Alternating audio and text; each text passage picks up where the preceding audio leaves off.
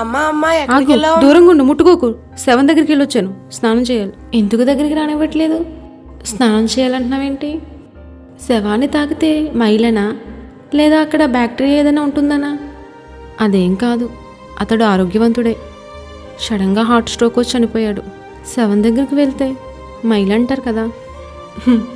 ఏసయ్య పాడిని ముట్టుకుంటే చనిపోయిన కుమారుడు లేవలేదా? రక్తస్రావశ్రీ ఆయన ముట్టినప్పుడు స్వస్థత పొందలేదా? మరి ఆయనకి లేని మైలు నీకెక్కడి నుండి వచ్చింది?